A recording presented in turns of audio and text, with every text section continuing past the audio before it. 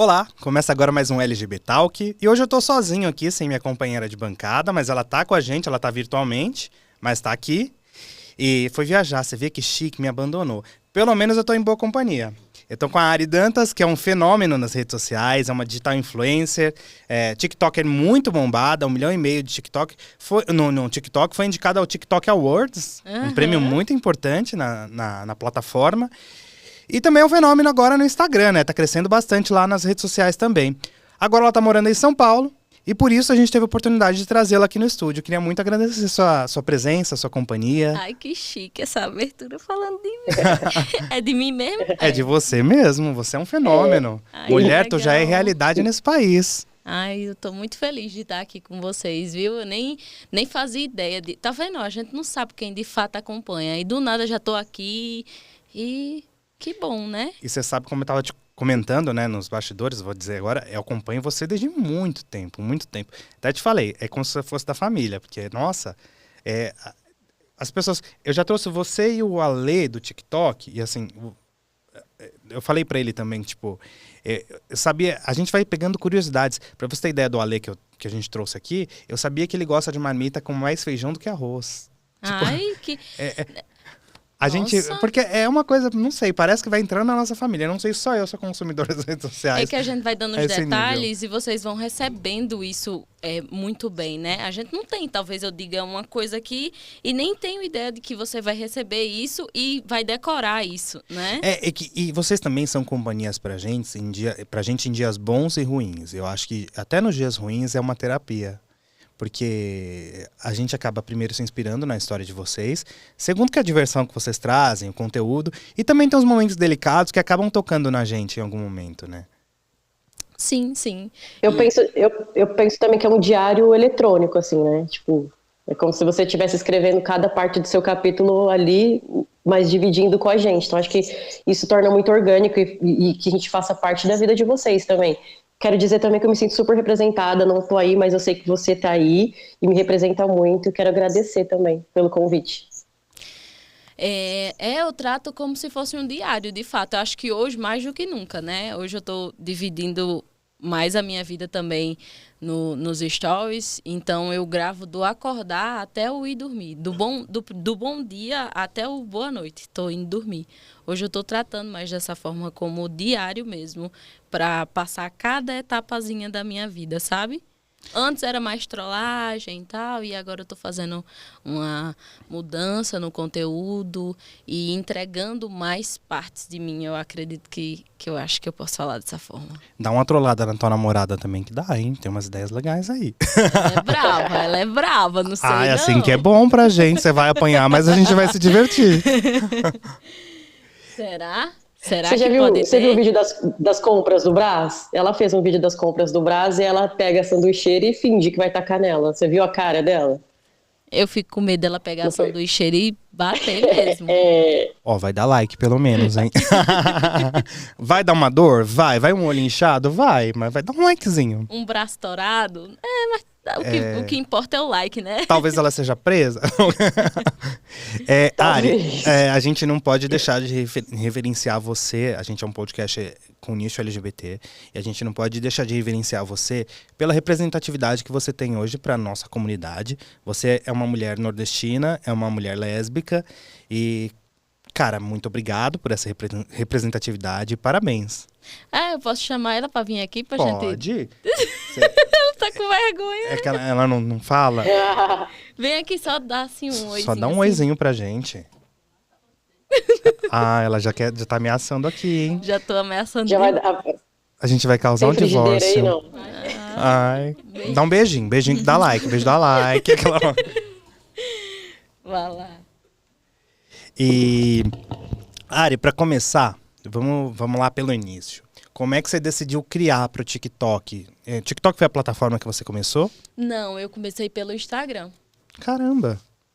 Assim, pra ser bem honesta pra você conseguir entender como aconteceu isso, né? Eu vou falar um pouco de como foi essa fase até lá, até vou começar a gravar, tá? Uhum. Eu morava em Natal, capital, E aí, por alguns problemas, eu acabei indo morar em Mossoró para conseguir emprego mesmo. E aí eu comecei... Tá pedindo só pra você arrumar o microfone aqui, mais perto. Isso, tá fora. Tô aprendendo. E aí eu comecei a trabalhar de telemarketing, né? Só que eu odiava mesmo, assim.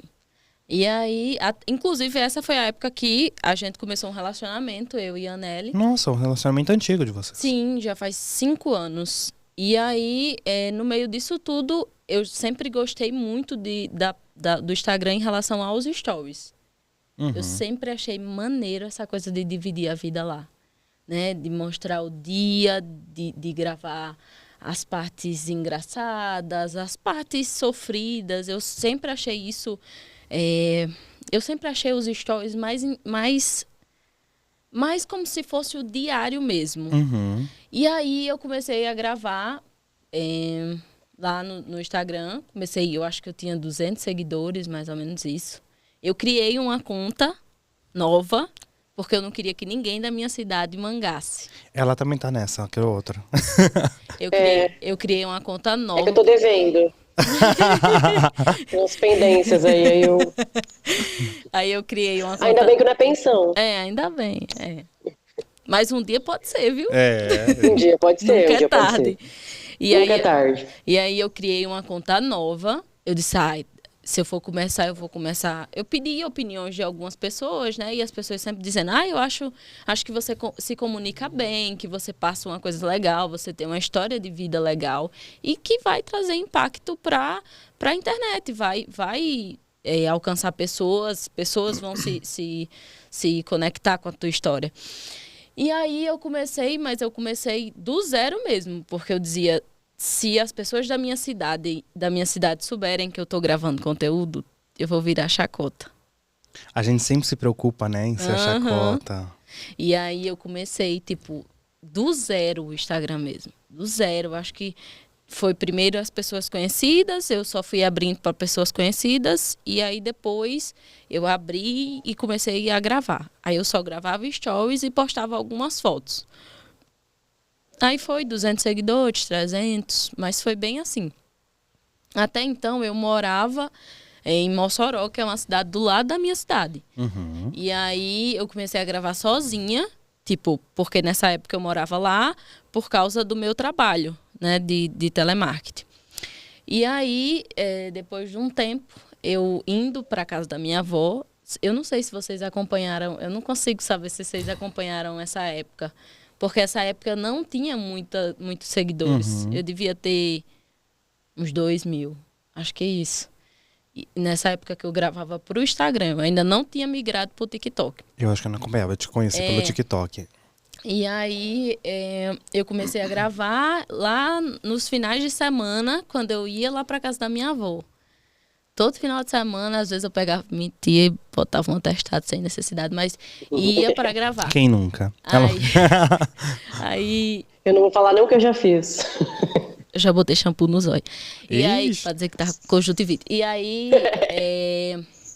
eu comecei a gravar no final de semana, eu amava gravar lá na casa da minha avó, porque lá era um mix de pessoas, assim, totalmente diferente, sabe? E pessoas... rolê aleatório. Era muito... E todo mundo era engraçado, sabe? Todo mundo tinha uma coisa única. E eu amava gravar com a minha avó, porque ela, a minha avó parecia até que ela sabia já como era a internet, mesmo sendo pessoas que não tinham acesso a essa coisa de influenciador, de blogueiro, de rede social. Ela nasceu pronta. E eu disse, vó, eu vou começar a fazer uns vídeos, e ela disse, vamos fazer. Um dia você vai ficar famosa com isso. Era bem isso mesmo. Profetizou. Aí eu comecei a gravar, eu gravava muito com a minha avó. E Giovanni, que vocês conhecem como pai, ele ia pra casa da minha avó porque ele era casado com a minha tia na época. Eram casas bem juntinhas, era da minha tia, da minha bisavó e da minha avó. Uma do ladinho da outra, bem interior mesmo. E aí, ele começou a aparecer nos vídeos também, porque ele estava sempre lá na casa da minha avó, porque eles tinham um combinado do jogo do bicho. Eu não sei se vocês sabem o que é jogo do bicho, sabe? Sabemos. Eles jogavam no jogo do bicho, e aí faziam as tramóias do jogo do bicho, enfim. Aí eu gravava sempre isso. de coisa do jogo do bicho, porque era muito engraçado eles lá zoando isso. Peraí, deixa eu tomar um pouquinho d'água. Fica à vontade. E aí, fui gravando meus primeiros vídeos, assim. Inclusive, eu gravava pro YouTube. Eu tava tentando também ir pro YouTube. Antes do TikTok, eu fui pro YouTube. Ah, mas ainda naquele formato da horizontal, não no shorts que eles têm hoje, que é o verticalzinho. Era horizontal. E aí, eu fazia alguns vídeos lá. E aí, aconteceu que a minha bisavó ficou doente. E ela chegou a falecer. Uhum. E um dia depois da minha bisavó ter falecido, a minha avó teve um AVC.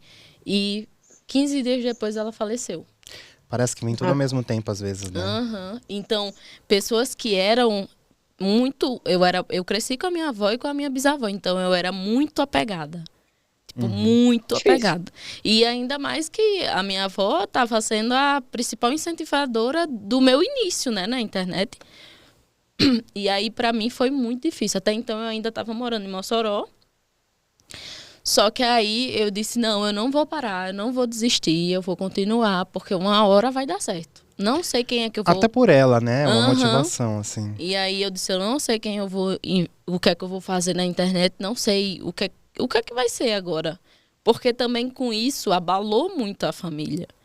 Tipo, uma casa que era lotada de gente passou a ser um nada. Uhum. Não tinha mais ninguém em calçada, não tinha mais ninguém ali, sabe? Ninguém queria estar ali para lembrar.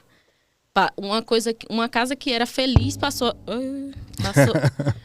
a ser uma casa triste, que ninguém queria ir. Uhum. E aí, Se perde várias referências, né, também, junto. E aí, nisso, eu fiquei abalada, mas não parei. E aí, só ficou Giovanni, que eu tenho ele como pai, né?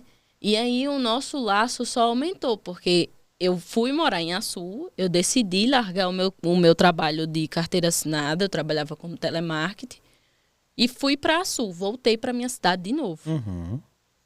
Todo mundo era contra, todo mundo dizia, isso é loucura, você deixar seu trabalho, que você tem certeza que vai ter o dinheiro para trabalhar com a internet, gravar vídeo besta que você não sabe nem se vai dar certo ou não vai.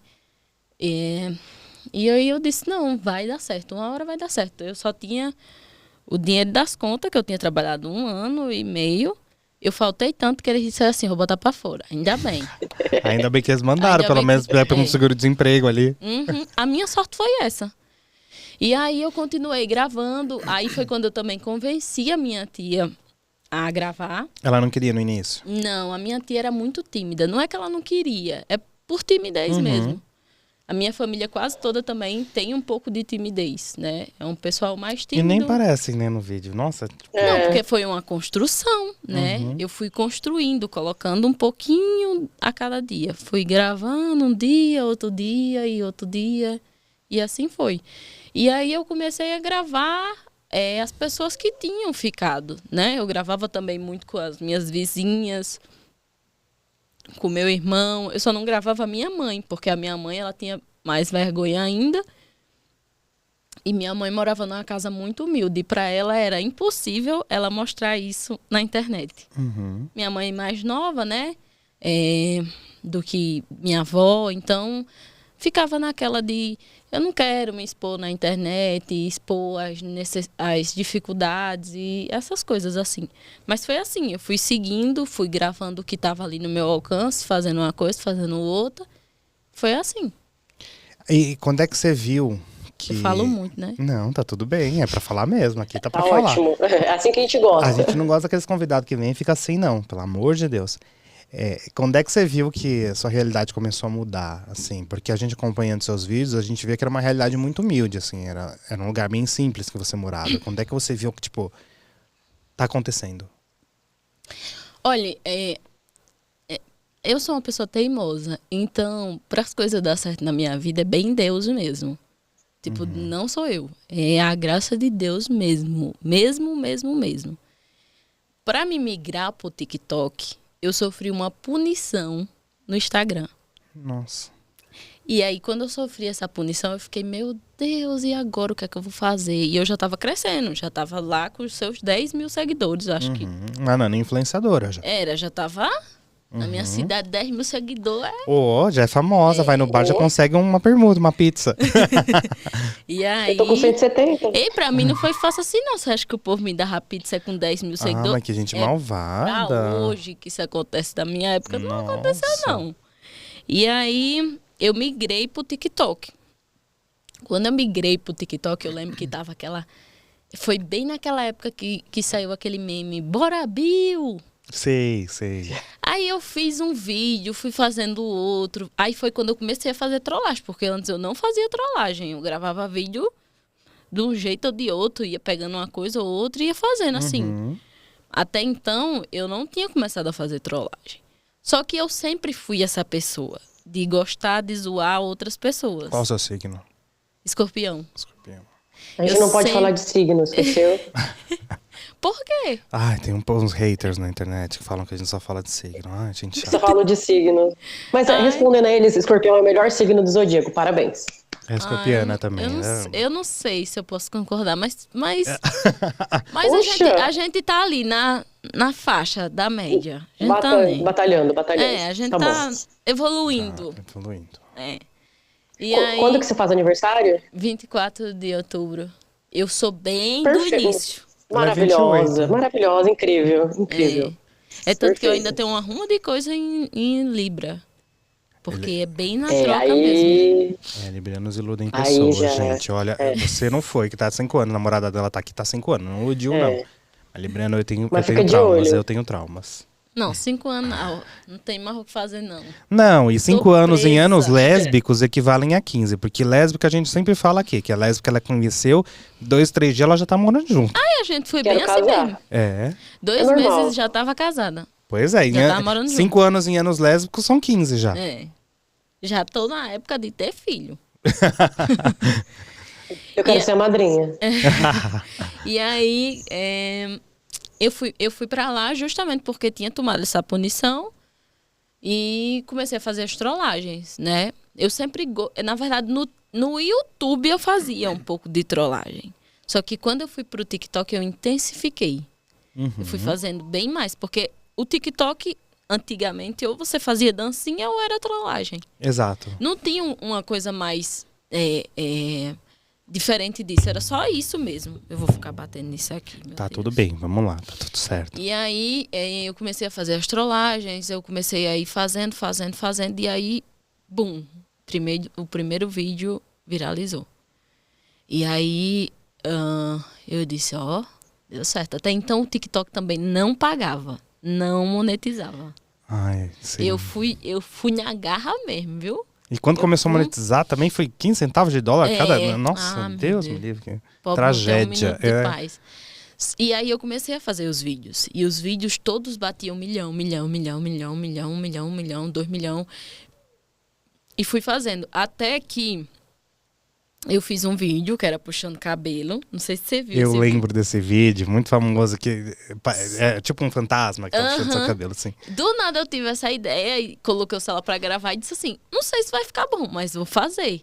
E aí fui imitando que alguém tava puxando meu cabelo. E eu lembro que quando eu terminei de fazer esse vídeo, eu disse assim, esse vídeo ficou uma poiqueira. Eu acho que não... Eu ri muito com esse vídeo, viu? Eu acho que esse vídeo não ficou legal, não. Eu dizendo para mim mesma e para ela que depois que eu fazia as coisas, as traquinagens, eu mostrava para ela. Ela que me ajudava, assim, a dizer se estava bom ou não. Mulher, Ela a senhora já existia esse tempo todo e nunca quis aparecer pra gente, que eu nem sabia que a senhora existia esse tempo todo. A gente tinha vergonha. Foi todo um passo a passo para dizer. E aí, os vídeos começaram a viralizar, só que não pagava. E aí eu comecei a fazer live no TikTok. Para quem não sabe, as lives no TikTok, agora que as pessoas sabem que dá dinheiro lá no TikTok as lives. Só que muito antes já pagava as lives no TikTok pelos Sim. presentes. E aí foi quando eu consegui fazer dinheiro na internet. E detalhe, só faltava 1 mês para o meu dinheiro acabar. O dinheiro das contas que eu tinha do outro emprego. Aí eu comecei a fazer as lives e deu certo. E aí foi quando eu comecei a fazer dinheiro. Foi quando também o vídeo do cabelo estourou. Tipo, acho que tem umas 13 milhões de visualizações. E aí foi quando o Carlinhos me chamou para ir pro São João da Vila. Foi quando tudo aconteceu. Aí, Você conheceu o Carlinhos? sim, a gente foi lá no São João da Vila. E aí foi quando também apareceu a Maiden, né? A agência. E foi tudo aconteceu daí. Aliás, você tá numa agência renomadíssima, né? Sim. Super boa, graças a Deus, assim, tipo, tudo Que também fluiu, né? e que também tem muita importância na minha carreira e nos meus trabalhos também, né? E é isso, foi assim. Ari, você toca num ponto bem importante, assim, que eu acho que é legal a gente trocar essa ideia aqui, tipo, pro mundo, pra nossa comunidade, né? E pro mundo também. Que é a vergonha que você tinha com a sua esposa agora, né? No começo. Por que dessa vergonha? Você sabe por que hoje você eu achava que o povo não ia me assistir, que o povo não ia gostar mais de mim se eu dissesse que era lésbica. Era isso. Eu dizia, ai, Anelli, vamos deixar isso lá pra frente, porque eu vou ainda ver como é que eu vou dizer isso para as pessoas, porque eu ficava, se eu disser e o povo não querer mais assistir. E aí eu já tinha muitas coisas que eram contras, né? Muitos contras. Tinha perdido minha avó, tava meio depressiva, tava cheia de coisa na cabeça, não sabia se ia dar certo, se o dinheiro que eu tinha ia acabar. Então, para mim, eu queria resolver uma coisa por vez, né? Sim. Mas era vergonha mesmo. Eu dizia, eu acho que o povo não vai querer assistir uma menina lésbica. E eu achava que eu não tinha cara de lésbica, não, viu? Eu com o cabelo desse, E eu sempre soube. Desde o início que eu segui, eu já sabia. Todo mundo sabia. Quando eu postei, o povo dizia assim. Não, o povo dizia assim. Isso é novidade pra quem? Aí eu assim, eu achava que era novidade pro povo. A gente já seguia sabendo, tá vendo? Já era querida a gente sabendo. E como que é se descobrir lésbica no interior do Nordeste, assim? Tipo, com quantos anos você se descobre interessada por outras mulheres ou meninas? Olha, eu cresci... Quando eu tinha 9 anos, eu cresci numa... Pra resumir, eu cresci numa família humilde, né? Pessoas que eram pobres mesmo, entendeu? A minha mãe, ela me criava com muita luta. Eu e o meu irmão, que é o outro, que agora tá com cabelo preto, mas ele tem um cabelo curtinho, bem assim, parecido com o meu, e também era loiro dele. Parece gêmeo, tá? E aí, a minha mãe trabalhava como empregada, né?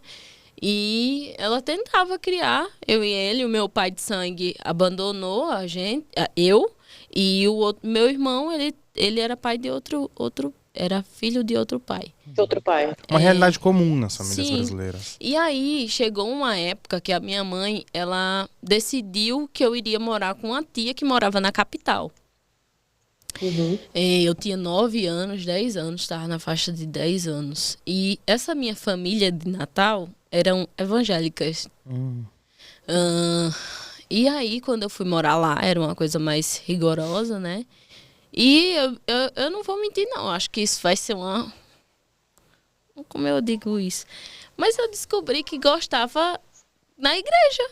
Eu olhava para as meninas do conjunto da igreja e eu me sentia atraída por elas. Eu também achava uns menininhos bonitos na igreja. E aí eu começava... E a igreja antes, ela tinha muito isso de confrontar, né? Lá mesmo, fazer o confronto muito direto contra as pessoas. Contra a sexualidade, Sim, né? E era isso todos os dias. Eu me lembro que isso era um debate muito grande na igreja, de que se você gostasse de uma pessoa do mesmo sexo, você ia pro inferno. Era bem isso mesmo. E aí, quando eu chegava em casa, eu orava, eu dizia, Jesus, eu não quero gostar de menina. Porque eu não quero passar por isso. Eu não quero. E eu me tratava como uma aberração mesmo. Como uma pecadora. Sim, eu dizia assim, o que é que tá acontecendo comigo? Porque eu não posso ser uma pessoa comum, como qualquer outra. Comum, né? E aí, eu lembro até que isso foi motivo de uma surra muito grande que eu levei, uma pisa muito grande. Nossa. Eu simplesmente peguei e disse assim, o que é que eu vou fazer para parar de gostar de menina? Eu vou dar um beijo no menino. Peguei um menino da minha rua, que andava de bicicleta, mas eu e disse assim, vamos dar um beijo. Aí eu dei o beijo no menino, uma fofoqueira da rua viu. Nossa, minha vida tem muito detalhe. Uma fofoqueira da rua viu, foi dizer pra minha tia me pegou e deu uma pisa bem grande. Eita. Com aquela chinela dura de couro. Ryder. Aí no meio da Não, já sei pisa, qual que é. Só vou te alertar que tua câmera tá virada. e aí no meio E da a câmera? pisa, Obrigada. da surra chinela comendo, né? Aí eu disse assim, tia, eu dei um beijo no menino porque eu gosto de menina. E eu só fiz isso pra tentar parar de gostar de menina. Ai, pra que eu disse isso? Aí é capeia com o meu mesmo.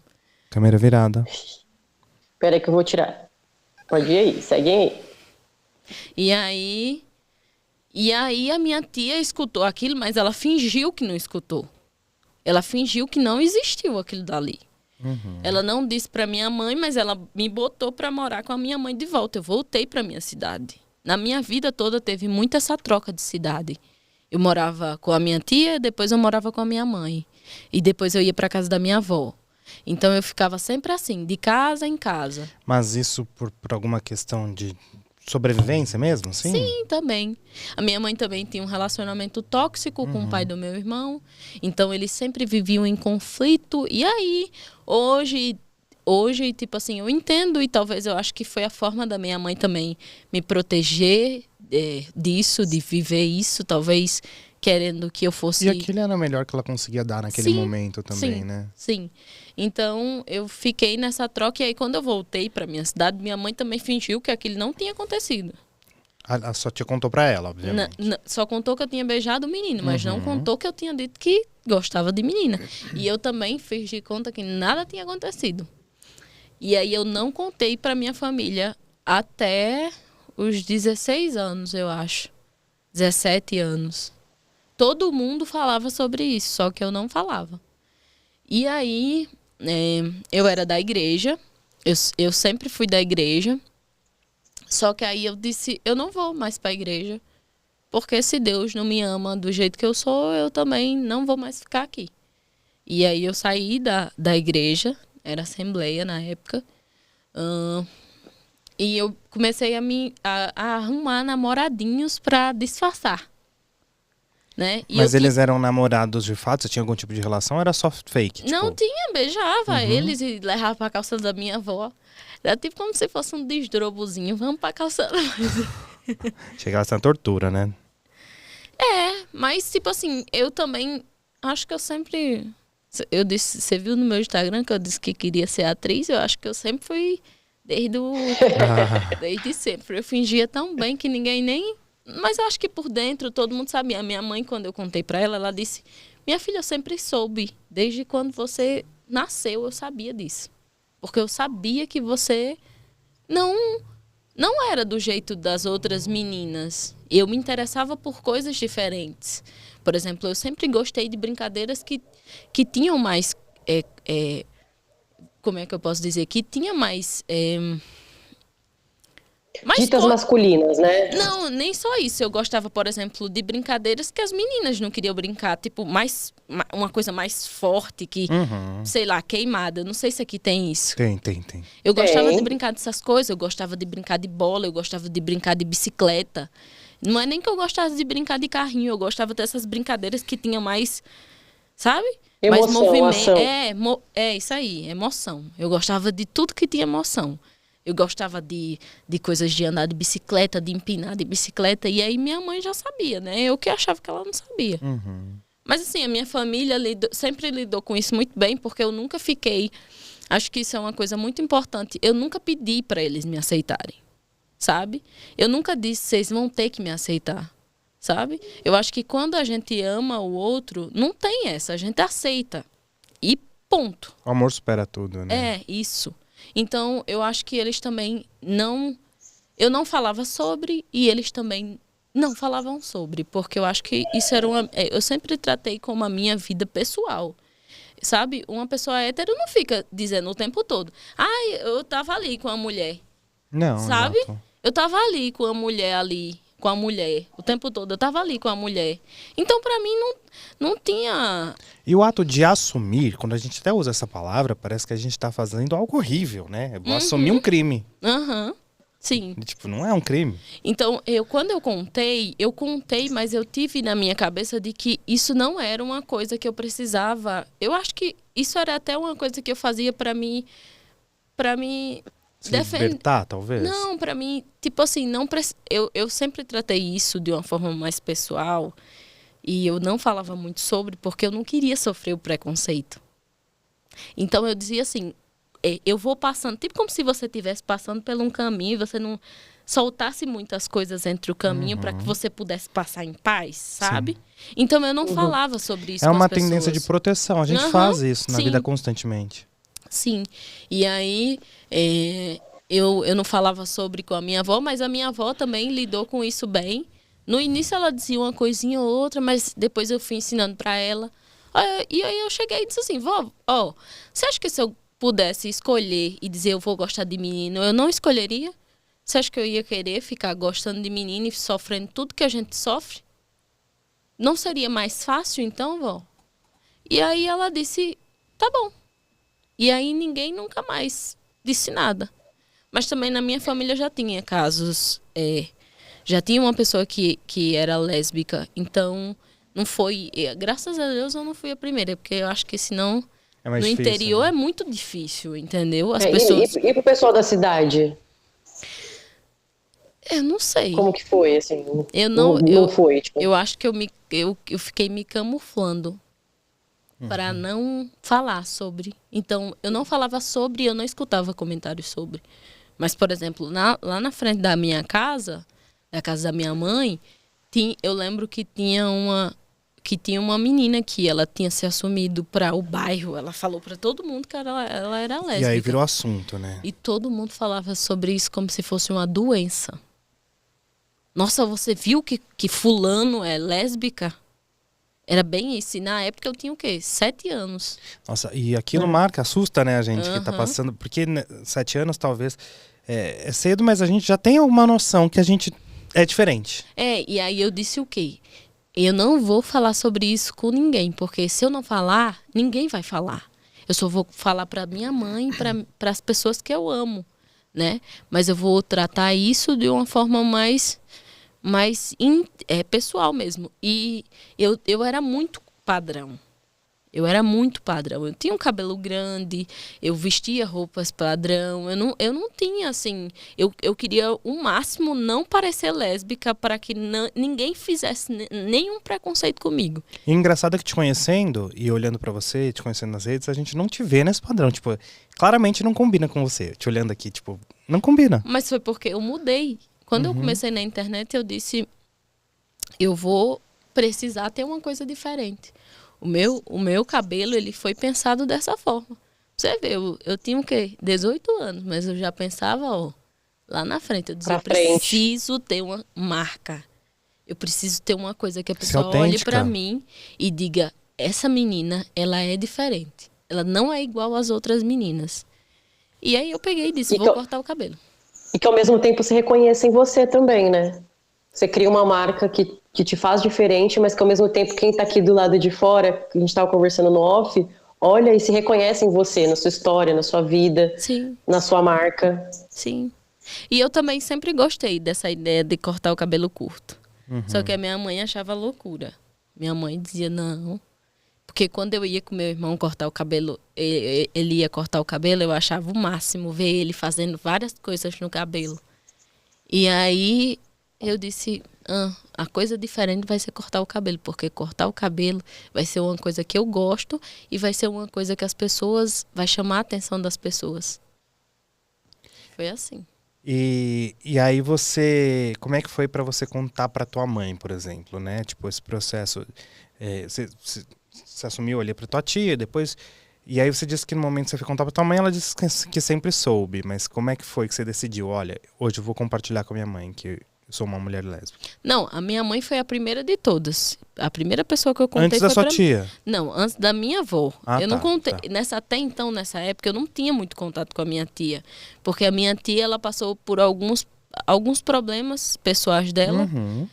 Então, ela era uma pessoa mais fechada mesmo. Ela não era uma pessoa que andava muito pelas ruas, ia para a calçada, né? Porque lá no interior as pessoas vivem muito em conjunto. Uhum. Então, a primeira pessoa que eu contei mesmo foi para minha mãe, depois para minha avó. Ah, para minha tia que você tá falando. A sua tia lá atrás, quando você era criança. Era outra tia, era uma Sim. tia da capital. Sim. Eu contei para ela e depois eu fui e contei para minha mãe. Isso muitos anos depois. Sim. Quando eu contei para minha tia, eu tinha 10 anos. Caramba. Foi com 10 anos, foi na Pisa que eu levei. E até chegar na tua mãe foi com quantos anos? 16 ou 17 anos eu contei, não lembro de fato. Mas foi... 7 anos. E como é que foi ali? Você falar, preciso compartilhar com a minha mãe isso. Ai, olha, eu sempre levei muita surra da minha mãe. E eu achava que eu ia levar uma surra bem grande. Ensaiou, esses 6 anos foram ensaiando pra contar. Porque eu não sei se vocês sabem, gente, mas as crianças do Nordeste, elas apanham... Eu acho que hoje mais não, mas na minha época era peia, viu, doido? Meu pai é nordestino. Era de cinto, de talo. Sei bem como é que é.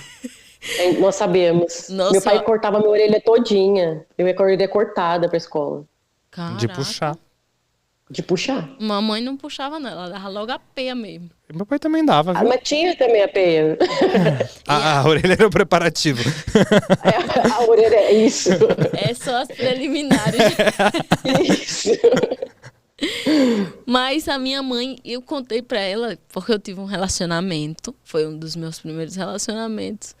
E aí eu fiquei tão deprimida quando acabou. Esse relacionamento era escondido, eu não dizia pra ninguém. Uhum. E aí eu fiquei tão deprimida quando acabou que eu cheguei pra ela e disse: mãe, eu tô tão deprimida porque eu namorava com a menina e ela me deixou. Simples assim? Só que a minha mãe até então achava que ela era minha amiga. E eu ia sempre, eu saía lá do meu bairro para o centro da cidade a pé. Aí ela só olhou pra mim e disse assim: eu acho bem pregado, porque se eu pedisse pra você ir comprar um macarrão ali, você não ia, mas pra menina você ia bater longe. Bem pregado, ela ela não não tá deixado mesmo. Ela não tá entendendo o que é o chá. Aí... Vale a pena. Aí ela pegou e só fez dizer isso e disse assim... eu sabia, eu sempre soube. Uma mãe conhece... E eu achei muito interessante ela dizer isso. Uma mãe conhece o filho. Desde sempre. Ela sabe quando você tá triste, quando você tá feliz, quando você tá preocupado. E eu acredito nisso, que uma mãe ela conhece o filho. E aí a minha mãe me deu muita peia por tudo. A gente teve muitos problemas, mas em relação à minha sexualidade, a minha mãe sempre foi ótima em relação a isso. Eu nunca apanhei por causa disso, a minha mãe sempre me defendeu por causa disso. Se eu não me engano, só teve um episódio que ela me conta, né? Porque talvez ela deve esconder isso de mim. Mas teve um episódio que uma moça chegou para ela e disse: a sua filha é lésbica? E ela olhou e disse assim: se ela for da sua conta... Amei. Pronto, foi só isso. Mas... Queremos ser amiga da sua mãe. Queremos, vou trazer ela aqui. Mamãe é problema. Mamãe fala, mamãe dá entrevista. Ela ficou lá no É que Nordeste. você não conheceu a nossa. Você não conheceu a nossa ainda. Mas a Você não viu o gente problema faz de assim de perto. vídeo com ela, a gente chama ela, faz um bate-papo com ela aqui. Acho que vai render. Se ela é problemática, rende. Rende, mamãe rende. Mas foi isso. A minha mãe foi ótima em relação à minha sexualidade. E você disse que tinha medo de assumir pra internet. E depois que você assumiu, você teve algum discurso de ódio ou foi muito bem aceito e tudo bem? Não, se teve, foi pouquíssimos ao ponto de eu não trazer por o meu coração. Entendeu? Eu nem sequer lembro. Depois eu comecei a fazer... Quando eu comecei na internet, eu comecei a fazer uma construção também dentro de mim. Sobre não doer tanto os comentários, sabe? De conseguir não trazer isso para minha vida, de não trazer a maldade das pessoas até a mim. Então, se teve comentários, foi poucos. A maioria das pessoas que realmente me assistem e gostam de mim, elas não me assistiam por a minha sexualidade. Elas me assistiam por quem eu sou, né? E elas permanecem comigo por quem eu sou. Eu acredito que seja dessa forma. E Ari, Bonito de ouvir. e o seu tio, que é seu pai, essa relação, né, muito próxima, a gente vê um sentimento muito forte entre Sim, vocês dois. Tanto que sim. quando você vem morar em São Paulo, é um vídeo muito emocionante, ele sofre muito, muito. Sim. É claro como ele te ama muito, assim, Sim. é até bonito. Como é que essa relação foi construída? Como é que vocês começaram a ficar próximos? Porque hoje não é só você que é famosa, não, viu? Eu acho que ele é tão famoso quanto você. Sim, sim. Se ele criasse um perfil, não sei nem se ele tem. Ele tem. Eu vou seguir ele então, porque Ele olha. tem. Ele dá bom dia todo dia nos stories. A minha relação com ele, muita gente acha que ele me criou, né? Ele não me criou. Eu cresci, de fato, sem pai, até os meus 21 anos. Uhum. E aí foi durante a morte da minha avó, e ele, por ser muito amigo, da minha avó, a gente criou uma conexão naquilo. E como eu já fazia os vídeos, ele continuou dizendo, não desista não, vá, grava os vídeos, continue, faça suas coisas. E aí isso a gente se tornou mais próximo porque eu mudei para Açu. E, e ele morava do lado da casa da minha avó, com a minha tia, quando ele era casado com a minha tia. Então, como a rua ficou sem ninguém, só ficou ele lá. E aí a gente começou a se sentar na calçada junto, a gente começou a fazer zoeira junto, todo mundo lá. Também tinha as minhas vizinhas, uma também infelizmente faleceu. E aí todo mundo ficava ali junto, brincando. E aí começou a criar um laço paterno. E aí a gente ficou mais próximo. Ele cuidava muito de mim nessa época, porque eu fiquei muito fragilizada em relação à perca da minha avó e da minha bisavó. Minha mãe, por trabalhar nas casas das pessoas, eu ficava com a minha avó durante o dia e de noite eu dormia na minha bisavó. Minha bisavó, ela dormia numa caminha e eu dormia na rede por cima. Aqui tem rede, né? Aqui tem. A gente não usa normalmente em casa pra dormir, não é comum, assim. Mas eu já dormi na rede no Nordeste, é uma maravilha. Maravilhoso. E aí, eu fiquei muito fragilizada com essa perda mesmo, sabe? As minhas avós eram muito importantes pra mim, pra minha história, sabe? Para as minhas memórias e tudo. Então, esse momento que eu fiquei passando pelo luto e por uma quase depressão, porque eu fiquei um pouco depressiva, foi o momento que ele veio e me puxou, sabe? E veio com as mãos e me tirou do buraco, de fato, né? E aí a gente seguiu indo gravando, estando perto, tomando café da manhã. E eu ficava entre a casa da minha avó e a casa da minha tia. Tanto que os quintais eram todos juntos. Aquelas casas de interior mesmo, que os quintais é tudo juntinho. E a minha mãe morava por trás. As casas todas perto. Aqui na periferia tem muito disso. Minha mãe mora até hoje no mesmo quintal que meu avô. E aí foi assim que a gente seguiu, entendeu? E aí eu comecei a chamar ele de pai, eu chamava na zoeira mesmo. Eu dizia, e aí, pai? E aí, porque eu nunca tinha chamado ninguém de pai. Aí a gente ficava zoando isso, até que eu disse, você é meu pai mesmo.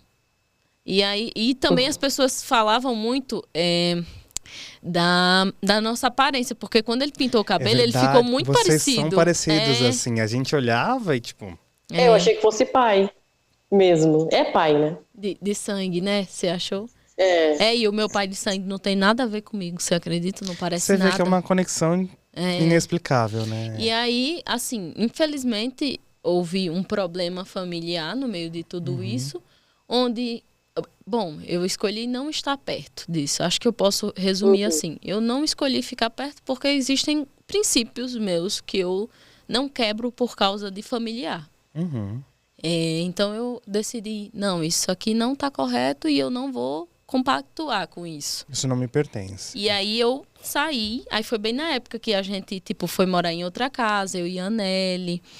E aí houve um problema entre o meu pai, Giovanni, e a minha tia. Já era um problema, não era de acordo com o problema que eu tive, era um problema bem deles. Pessoal deles.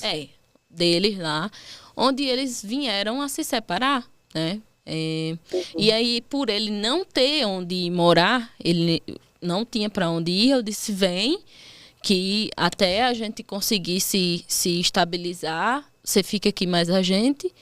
E beleza, aí foi quando meu irmão também passou por alguns problemas. E aí eu chamei ele para gravar também. Vem, vamos morar junto. E eu era muito apegada mesmo.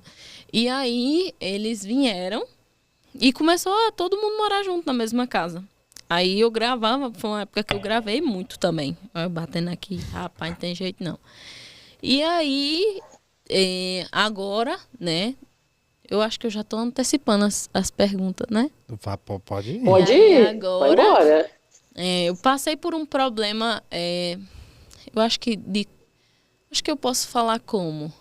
Eu passei por uma fase de se conhecer, vou dizer dessa forma, de se autoconhecer, onde eu dizia pra mim, desde o meu início eu sempre gostei muito de trollagem, mas eu não gostava só disso, sabe? Mas por ter passado pelo luto, por ter passado por tudo, aquilo foi a forma que as coisas andaram e se desenvolveram. E também por ter funcionado, né? E tudo bem, porque eu amo esse início, entende? Eu sou muito grata e eu falo disso com amor, porque eu adorava fazer as trollagens. Só que chegou uma época, e eu acho muito importante isso, que não dava mais as trollagens, não só porque meu pai já tinha se acostumado com elas. Não cai mais. Não cai mais, mas também porque eu queria passar a minha história na internet. Eu queria ser mais do que uma pessoa que faz trollagem. Eu acho que isso fica muito vago e eu quero deixar um legado.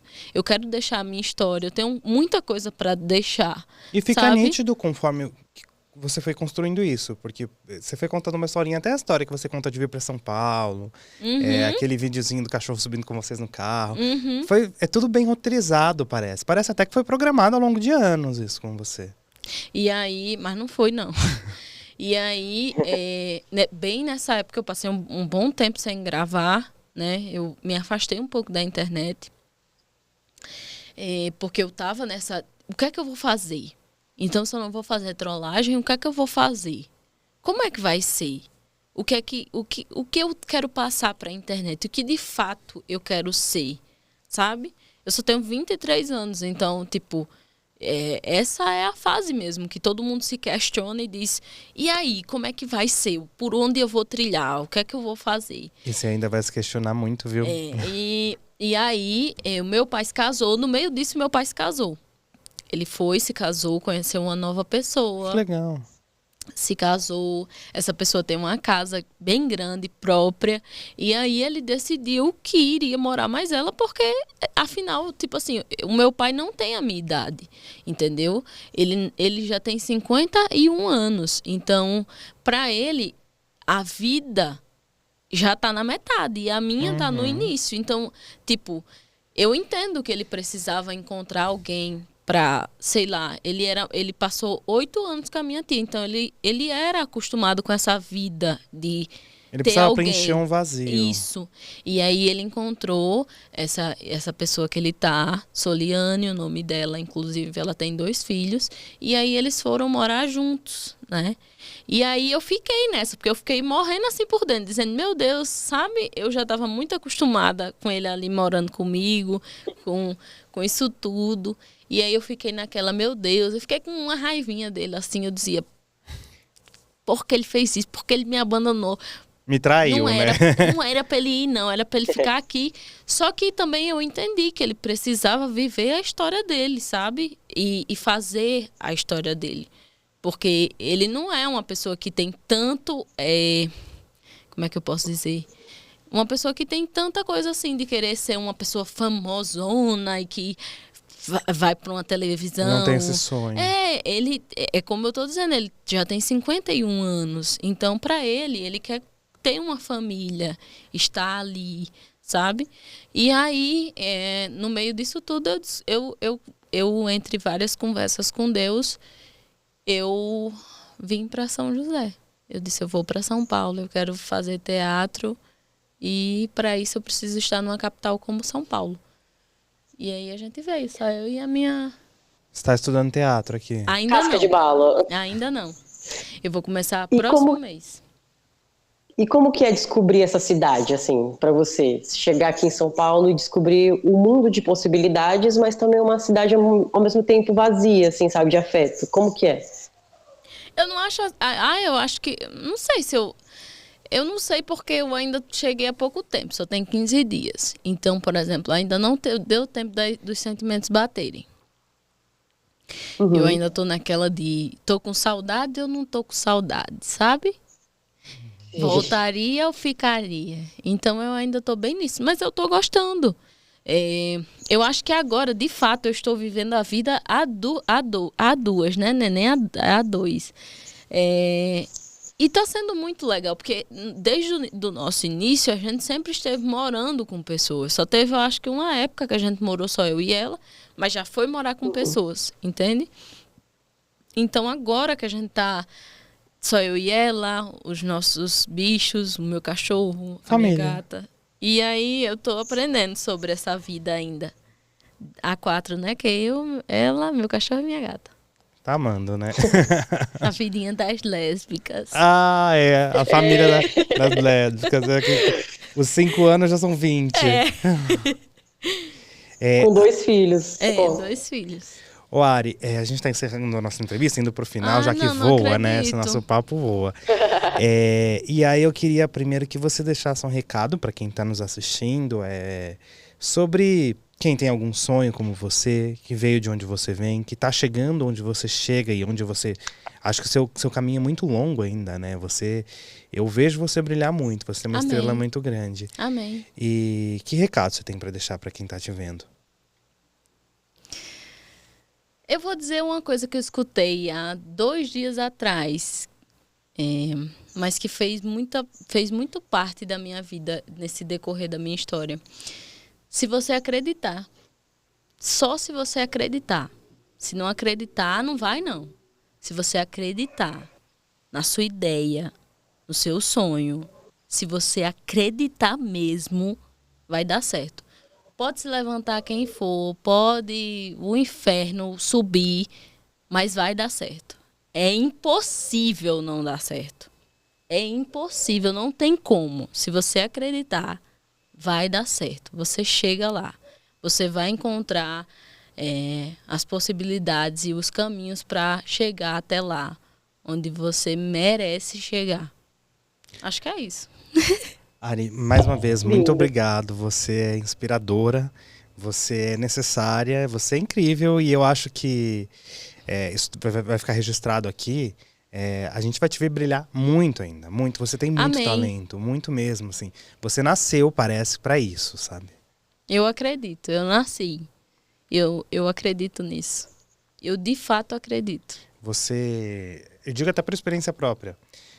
Em dias muito tristes, você foi uma companhia que me fez rir, assim. E me tirou de um lugar ruim, como seu pai foi para você. Você acabou fazendo isso para mim em algum momento e eu acredito que para muitas outras pessoas. Isso é um dom até, podemos dizer que é um dom divino, né?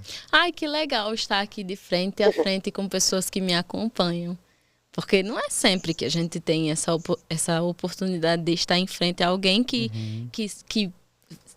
me sente ali, que sabe que eu estou ali, que sabe que eu estou tentando fazer você sorrir, porque o meu trabalho é um trabalho, mas também é uma meta do meu dia, sabe? Sim. Mostrar a minha vida, mas não só isso. Fazer com que você tenha uma coisa para assistir, tipo como se fosse aquela novela. Eu era apaixonada por novelas, então quando eu sentava para assistir a novela, o mundo poderia estar desabando. Eu estava ali assistindo, sei lá, agora tá passando a Alma Gêmea, mas eu estava ali e eu criava uma paixão de fato por cada personagem que, mesmo na novela não sendo real e na vida você acompanha de fato uma pessoa real, a gente cria esse amor pelo outro, mesmo sem conhecer. E é uma coisa que é recíproca, sabe? Uhum. Eu não lhe conhecia, mas mesmo assim eu sabia que talvez você tivesse ali, sabe? Mesmo não sabendo o seu nome, você contabilizava naquelas pessoas. E não é sobre números. Essa energia chega de alguma forma. É sobre vidas que estão ali. Conexões também, Sim, né? Conexões. E obrigado, viu? Foi um prazer estar aqui com vocês, poder dividir um pouco da minha história e da minha carreira até aqui. As portas estão abertas. Fique então à eu vou vir vontade todo quando dia. você quiser voltar de verdade. Pode assim, vir, pode vir. Não é pura demagogia, não. As portas estão abertas de verdade. E quem quiser te acompanhar nas redes sociais, onde te acha, passa para o pessoal que está assistindo em casa. Só pesquisar lá, Ari Dantas _. Você vai muita achar coisa boa, hein? Vai estar a foto loura, bem loura, com cabelo platinado, mas sou eu, parecendo a Xuxa. Fenômeno. Ainda não como a Xuxa, mas chega um dia lá, será. chega lá. Vai Pode chegar. anotar. E queria encerrar, obrigado você que tá aí de longe, né? Que tá viajando, mas que tá aqui com a gente de alguma forma. Eu não sei nem por onde olhar. Aqui Ela é pra mandou um onde? beijo pra você, que ela não vê a Fica à gente, mas a vontade. gente vê ela. Ela não vê a gente, não? Não, Ah, Não, mas você vai assistir. vai assistir, vai ter que assistir. vou na assistir. audiência. Eu sempre assisto. E a você que Eu nos sempre assisto. assistiu até aqui, muito obrigado. Não se esqueça de se inscrever nas nossas redes sociais, de nos seguir, de seguir a Ari. Até o próximo LGBT Talk. Tchau, tchau. Tchau.